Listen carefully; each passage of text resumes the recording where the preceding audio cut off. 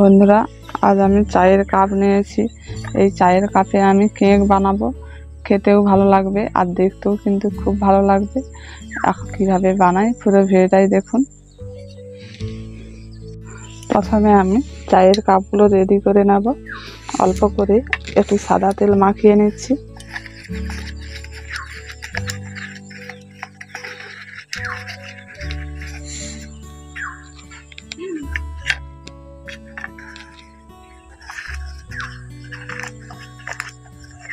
এবার এর মধ্যে অল্প করে ময়দা দিয়ে একটু ভালো করে মাখিয়ে নিচ্ছি,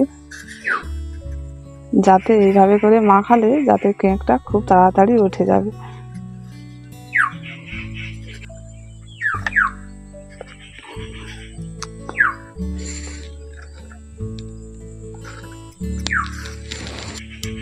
এইভাবে করে আমি প্রত্যেকটি চায়ের কাপ অল্প ময়দা দিয়ে ভালো করে একটু মাখিয়ে নেব।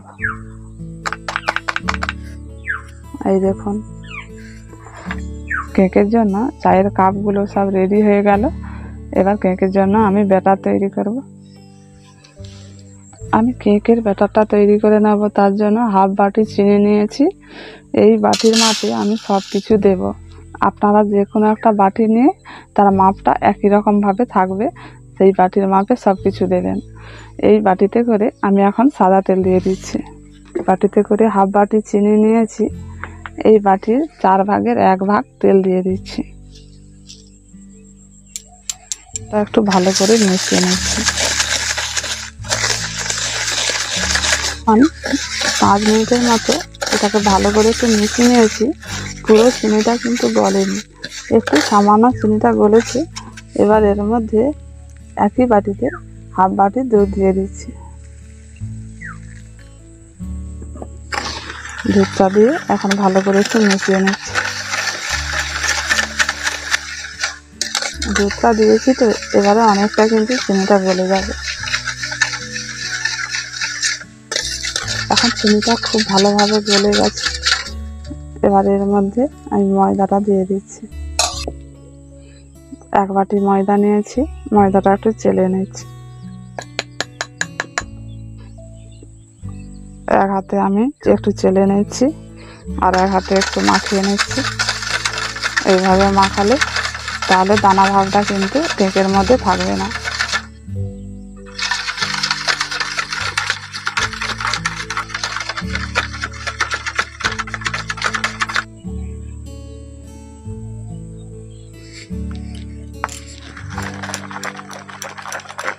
এখন খুব সুন্দরভাবে ময়দাটা মাখানো হয়ে গেল। এটাকে এখন বেশ কিছুক্ষণ ফেটে নিয়েছি।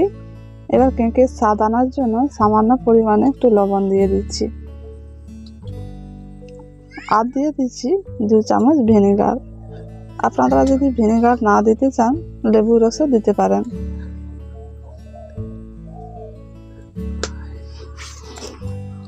এই দুটো উপকরণ দিয়ে এখন ভালো করে মিশিয়ে নেব। এইভাবে করে বেশ কিছুক্ষণ ফেটে নিতে হবে। যত কিন্তু ব্যাটারটা ফেটে নেবেন তত কিন্তু কেকটা ফুলবে। চায়ের কাপে দেওয়ার আগে আমি এখন দিয়ে দিচ্ছি অল্প করে বেকিং সোডা। দিয়ে দিচ্ছি হাফ চামচ বেকিং পাউডার।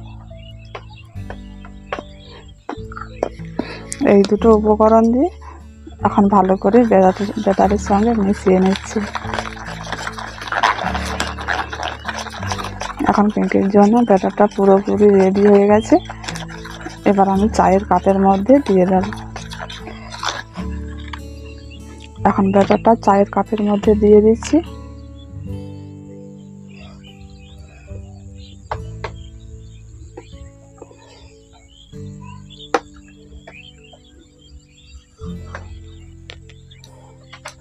চায়ের কাপটা পুরোপুরি ভর্তি করব না, এই কেকটা ফুলবে, একটু বাকি রাখতে হবে।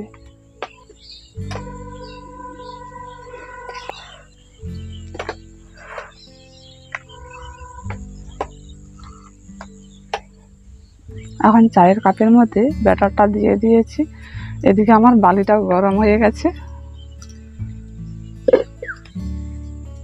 এবার আমি এটা এখন স্ট্যান্ডের উপর বসিয়ে দিচ্ছি।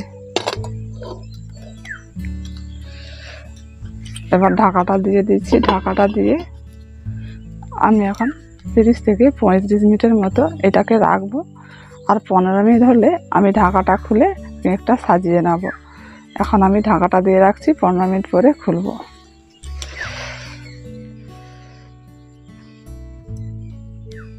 এখন 15 মিনিট হয়ে গেছে। এবার ঢাকাটা খুলে আমি এখন কেকটা সাজিয়ে নেব। এখন কেকটা দেখুন কত সুন্দর ফুলে উঠে গেছে।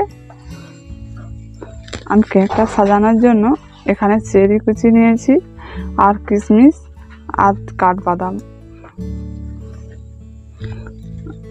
এইভাবে করে একটি একটি কাঠবাদাম দিয়ে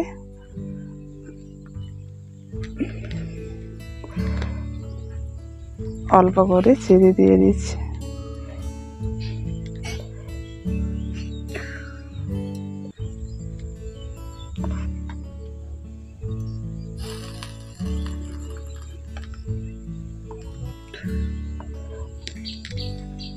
এখন কি সুন্দর করে কেকটা সাজিয়ে নিয়েছি।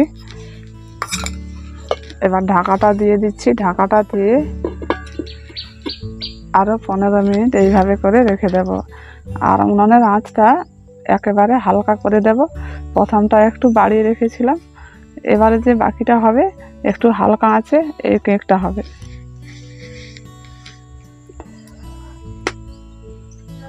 এবার আমি আগে থেকে আটা চিট করে নিয়েছি, এর ভিতরে তাপটা যাতে না বেরিয়ে যায় তার জন্য এখন এইভাবে করে লাগিয়ে দিচ্ছি।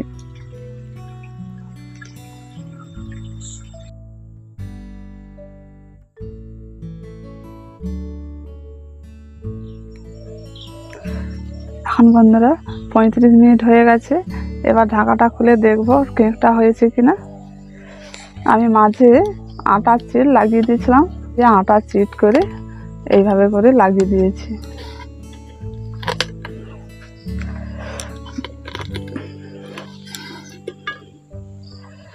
এখন কেকটা কিন্তু খুব সুন্দর হয়েছে, আর রংটাও কিন্তু অনেক অন্যরকম বদলে গেছে।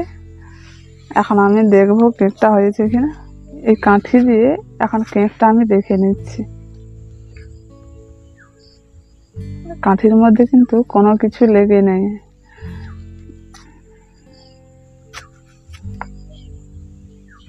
এটাও কিন্তু কোনো কিছু লেগে নেই, সব কেকগুলো কিন্তু হয়ে গেছে। এবার এটা নামিয়ে নিচ্ছি।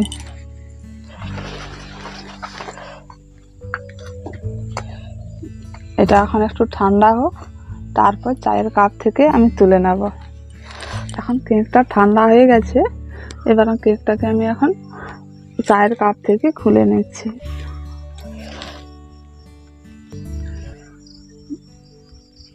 এখন সাইডগুলো আস্তে আস্তে করে একটু ছাড়িয়ে নিচ্ছি, তাহলে কেকটা খুব তাড়াতাড়ির মধ্যে উঠে যাবে। এখন কেকটা কিন্তু খুব সুন্দর হয়ে গেছে, ভেতরটাও কিন্তু খুব সুন্দর হয়েছে, নরম খুব সুন্দর। এইভাবে করে আমি প্রত্যেকটি এখন চায়ের কাপ থেকে খুলে নিচ্ছি।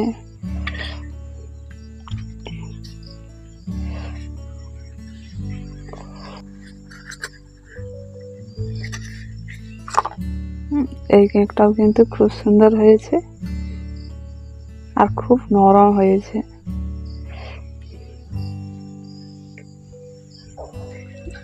আমি কেকটা কেমন হয়েছে ভেঙে দেখাচ্ছি। ভেতরটা কিন্তু খুব সুন্দর ফুলেছে, আর খুব সুন্দর নরম। এই দেখুন,